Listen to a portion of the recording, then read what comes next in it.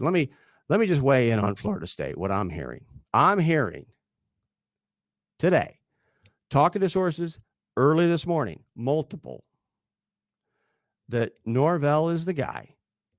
And if Norvell doesn't happen, it will be Lane Kiffin. I ran that name by to Sean Reed, the beat guy at The Athletic.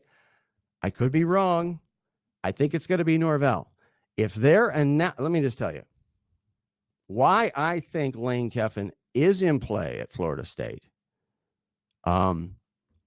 Somehow is his advocates include Pete Carroll. And Pete Carroll, if you don't know it already, a little bit like Nick Saban, he's got Carroll as his number one advocate still, and that goes a long way. Carroll is like a professional head coach advocate for his former assistants. That's a big thing for Carroll. It used to be bigger, but he's got that in his back pocket. That helps. But what tells me that Kiffin could be in play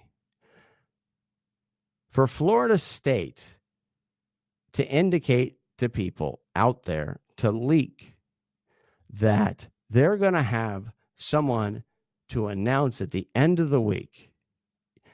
If you know anything about these situations in college football coaching situations, and you're telling us, you're leaking that you're going to have that coach to announce in 5 days, do you understand how many things can go wrong?